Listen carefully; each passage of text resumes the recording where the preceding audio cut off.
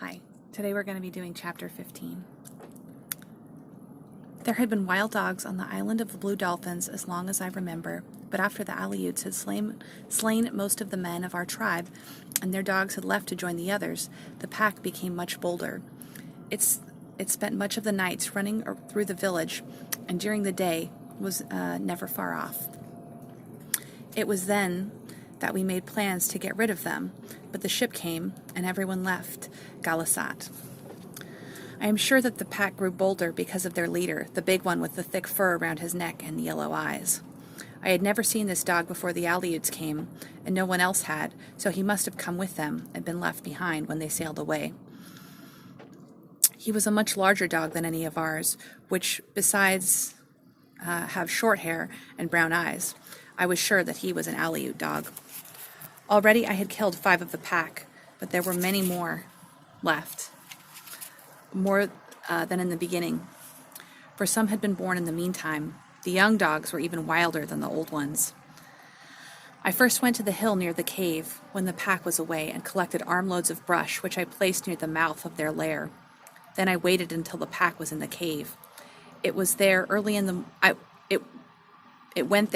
the morning to sleep after it had spent the night prowling. I took with me the big bow and 5 arrows and 2 of the spears. I went quietly, circling around the mouth of the cave, and came up to it from the side. There I left all of my weapons except 1 spear. I set fire to the brush and pushed it into the cave. If the wild dogs heard me, there was no sound from them. Nearby was a ledge of rock, which I climbed, taking my weapons with me. The fire burned high. Some of the smoke trailed out over the hill. Much of it stayed in the cave. Soon the pack would have to leave. I did not hope to kill more than 5 of them because I only had that many arrows, but if the leader was one of the 5, I would be satisfied. It might be wiser if I waited and saved all of my arrows for him, and this I decided to do. None of the dogs appeared before the fire died. Then 3 ran out and away. 7 more followed, and a long time afterwards, a like number. There were many more still left in the cave. The leader came next. Unlike the others, he did not run away. He jumped over the ashes and stood at the mouth of the cave, sniffing the air. I was so close to him that I could see his nose quivering, but he did not see me until I raised my bow. Fortunately, I did not frighten him. He stood facing me, his front legs spread as if he were ready to spring. His yellow eyes narrowed to slits. The arrow struck him in the chest. He turned away from me, took 1 step, and fell. I sent another arrow towards him, which went wide. At this time, 3 more dogs trotted out of the cave. I used the last of my arrows and killed 2 of them. Carrying both of the spears, I climbed down from the ledge and went through the brush to the place where the leader had fallen. He was not there. While I had been shooting at the other dogs, he had gone. He could not have gone far because of his wound, but though I looked everywhere around the ledge where I had been standing and in front of the cave, I did not find him. I waited for a long time and then went inside the cave. It was deep, but I could see clearly. Far back in a corner was the half-eaten carcass of a fox. Beside it was a black dog with 4 gray pups. One of the pups came slowly towards me, a round ball of fur that I could have held in my hand if I had wanted to hold it. I could have held in my hand. I wanted to hold it, but the mother leapt to her feet and bared her teeth. I raised my spear as I backed out of the cave, yet I did not use it. The wounded leader was not there. Night was coming, and I left the cave, going along the foot of the hill that led to the cliff. I had not gone far on this trail that the wild dogs used when I saw the broken shaft of an arrow. It had been gnawed off near the tip, and I knew it was from the arrow which had wounded the leader. Farther on, I saw his tracks in the dust. They were uneven, as if he were traveling slowly. I followed him towards the cliff, but finally lost them in the darkness. The next day and the next it rained, and I did not go to look for him. I spent those days making more arrows, and on the 3rd day, with these arrows and my spear, I went out along the trail the wild dogs had made to and from my house. There were no tracks after the rain, but I followed the trail to the pile of rocks where I had seen them before. On the far side of the rocks, I found the big gray dog. He had the broken arrow in his chest, and he was lying with one of his legs under him. He was about 10 paces from me, so I could see him clearly. I was sure that he was dead, but I lifted the spear and took good aim at him. Just as I was about to throw the spear, he raised his head a little from the earth and let it drop. This surprised me greatly, and I stood there for a little while not knowing what to do, whether to use the spear or my bow. I was used to animals playing dead until they suddenly turned on you or ran away. The spear was the better of the two weapons at this distance, but I could not use it as well as the others, so I climbed onto the rocks where I could see him if he ran. I placed my feet carefully. I had a second arrow ready should I need it. I fitted an arrow and pulled back the string, aiming at his head. Why I did not send the arrow, I cannot say.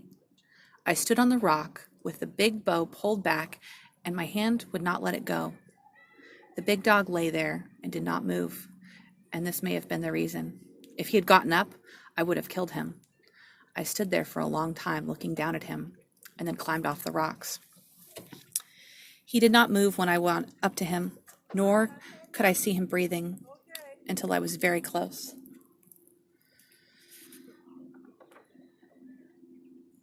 The head of the arrow was in his chest, and the broken shaft was covered with blood. The thick fur around his neck was matted from the rain.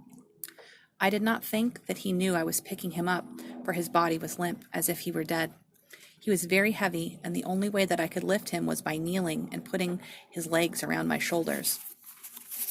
In this manner, stopping to rest when I was tired, I carried him to the headland. I could not get through the opening under the fence, so I cut the bindings and lifted out 2 of the whale ribs, and thus took him into the house. He did not look at me or raise his head when I laid him on the floor, but his mouth was open and he was breathing. The arrow had a small point, which was fortunate, and came out easily, though it had gone deep. He did not move while I did this, nor afterwards as I cleaned the wound with a peeled stick from a coral bush. This bush has poisonous berries, yet its wood often heals wounds that nothing else will. I had not gathered food for many days, and the baskets were empty, so I left water for the dog, and, after mending the fence, went down to the sea. I had no thought that he would live, and I did not care. All day I was among the rocks gathering shellfish, and only once did I think of the wounded dog, my enemy, lying there in the house, and then to wonder why I had not killed him. He was still alive when I got back, though he had not moved from the place where I had left him. Again I cleaned the wound with a coral twig. I then lifted his head and put water in his mouth, which he swallowed. This was the first time that he looked at me since the time that I had found him on the trail. His eyes were sunken, and they looked out at me from far back in his head. Before I went to sleep, I gave him more water. In the morning I left food for him when I went down to the sea, and when I came home he had eaten it. He was lying in the corner watching me. While I made a fire and cooked my supper, he watched me. His yellow eyes followed me wherever I moved. That night I slept on the rock, for I was afraid of him, and at dawn, as I went out, and I left the hole under the fence open so he could go. But he was there when I got back, lying in the sun with his head on his paws. I had speared 2 fish, which I cooked for my supper. Since he was very thin, I gave him one of them, and after he had eaten it, he came over and lay down by the fire, watching me with his yellow eyes that were very narrow and slanted up at the corners. 4 nights I slept on the rock, and every morning I left the hole under the fence open so that he could leave. Each day I speared a fish for him, and when I got home, he was always at the fence waiting for it. He would not take the fish from me, so I put it on the ground. Once I held out my hand to him, but at this he backed away and showed his teeth. On the 4th day, when I came back from the rocks early, he was not there at the fence waiting. A strange feeling came over me. Always before, when I returned, I had hoped that he would be gone, but now as I crawled under the fence, I did not feel the same way. I called out, "Dog! Dog!" for I had no other name for him. I ran towards the house calling it. He was inside. He was just getting to his feet, stretching himself and yawning. He looked first at the fish I carried and then at me, and moved his tail. That night, I stayed in the house. Before I fell asleep, I thought of a name for him, for I could not call him Dog. The name I thought of was Rontu, which means in our language, fox eyes.